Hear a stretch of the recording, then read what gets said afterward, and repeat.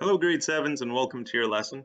We're going to be looking at, I believe it's 8.4, which is bisecting angles. And it is, once again, very technical, but my goodness, was I impressed with you folks and how well you did using that GeoGebra.com/geometry thing that we used last week. Vast majority of you were just fantastic.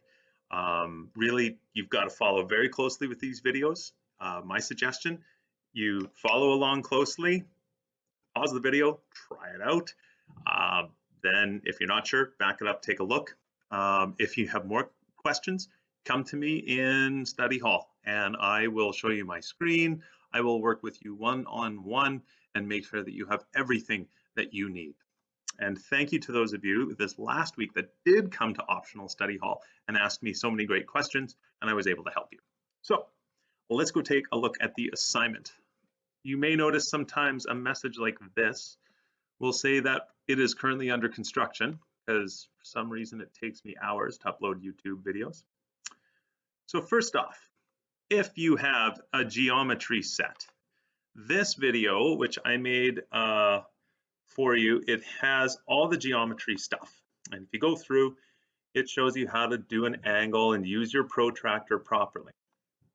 And it shows you how you can use that to bisect all of your angles. You can bisect angles using a protractor. You can bisect angles using 90-point right triangle from your geometry set. And I show you how to do all of these things here. So if you're a geometry set kid and you've got one at home, by all means, get in there, watch this video, and you're good to go. If you do not have a geometry set at home, and let's be honest, I'm pretty sure almost none of us do, unless you're a cartographer, it's unlikely. I'm sure I have one in a box somewhere under the stairs, but I'm not going to dig it out. What I am going to do is use geogebra.com/geometry, I believe is what it's called. And that is right here when you click it. Here, I'll pause that. Click on there and it takes you right to the online tool that we have been using last week. Now, if you didn't finish last week's assignment, this is going to be very hard for you because, well, you decided not to do your work and now you are using a tool that you got trained on last week. You might want to review that video. Otherwise, most of us are now well aware of how GeoGebra works. And if you want some extra help, once again, optional study halls, I'm waiting to work with you one-on-one. So let's go take a look at the assignment. Now, using GeoGebra was tricky at first because I didn't know how, and I wish I had a video like this exact one to do it. Let's take a look at the example question. Your teacher will give you a large copy of this picture. Obviously, I will not. You may need rulers, protractors, tracing paper, plain paper, and mirrors. Use any methods or tools. Bottom line, George wants to slice this pie equally with a friend. How can he do it? Now, first off, I'll tell you there are a few ways. Like if I had this really big on a piece of paper, like if I wanted to find the angle of this piece of paper, one easy way is I could fold it in half. I could bisect it by folding the paper perfectly in half, like so.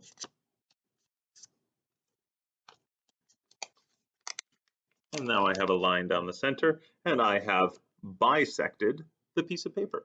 No worries. So if I were a person who ate paper and I wanted to share it with my friend, congratulations, we've had a way to divide it perfectly in half.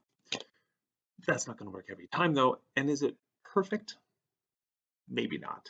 Another way, I could take a protractor and I could measure all the way and go halfway. But let's use GeoGebra and see how we can do it that way. For GeoGebra, I need to get this in there. So I am going to go to my snipping tool. How did I find snipping tool? I will go here and I will put snip for snipping tool. If you're using a Mac, you'll have to find a way to do this. If you Google it, you'll find it in about 30 seconds. It took me about that long. Copy that. And there we are. I can move it around my page till I need. If it's too small or too big, I will hold Control plus or minus, and then that will make it zoom out. Let's see, Control minus, Control plus. Now I'm going to take a line segment here. I'm going to draw a line dot, dot, and a line from here, dot, dot. I've now traced out the pie that I need to cut in half. Now, one way I could do this, I could use a protractor.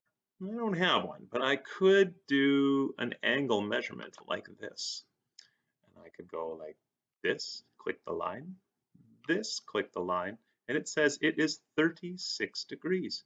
Well, if it's 36 degrees wide this way, then half of 36 degrees would be 18. So already, there we go. How do I cut it perfectly 18? Let's see. Well, I could do an angle with a given size. So I can click on here and I could say I want it to be 18 degrees because it was 36. Oh, I think I've got a problem. I'll pause the video for a second.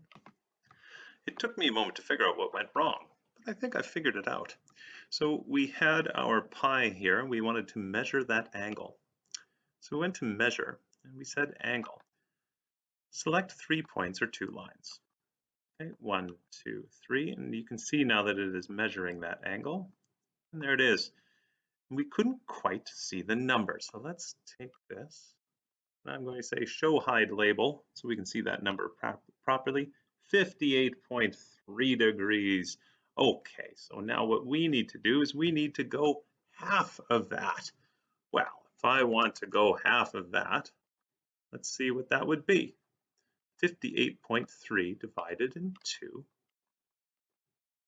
equals, oh, of course 58.3 equals 58.3. There we go, 29.15. All right, well, let's go draw a 29.15 angle and find out what half this slice is. All righty there. We still recording? Yes, we are. I'm going to go to the measure given size. I'm going to click on this tangent, and I believe it was 29.15. There we go. It shows us exactly the halfway, and we can draw that line segment. And now this person is, of course, able to eat exactly half of that pie. Although with GeoGebra, it's even easier. Check it out. There is a bisector, angle bisector tool. So here we go, 3 points, 1, 2, 3, and there it is. And if you want to measure that, you can always go like this. Put a point there. Go down to your angle measurement and let's see if it's 29.15. If it is, there's the $1,000,000 question. We did it. All right, let's go take a look at the next one. Now, the first example talks about folding, just like I said when I had my trusty little paper here. Then it suggests using a plastic right triangle so that you can find an intersection in which to do that. Now, looking at the other video, you can see how that's done with the geography set, but let's see how you can do it with GeoGebra. I'll just get rid of all my stuff.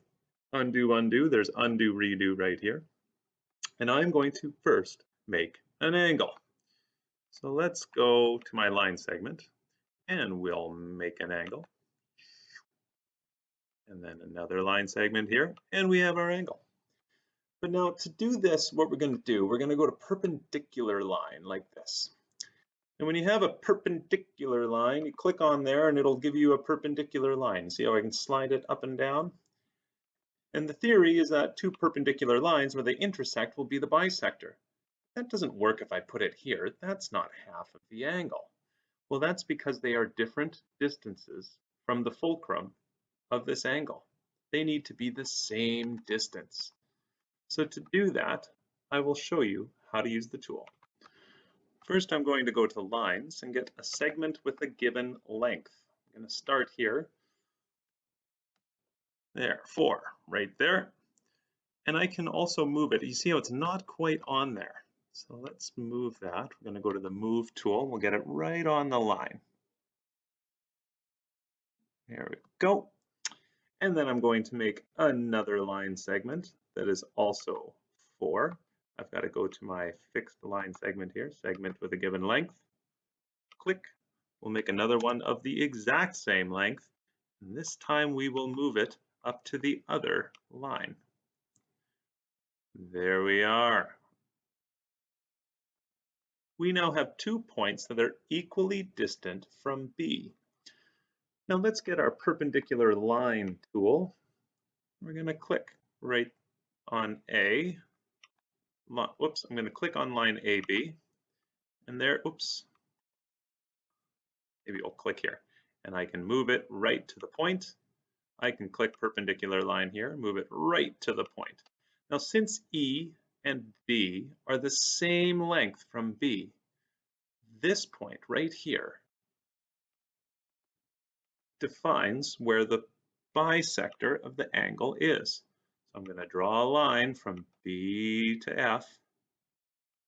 There is my perfect bisector. If this was a piece of pie, once again, we would have equal halves, and we have made that bisector of the angle.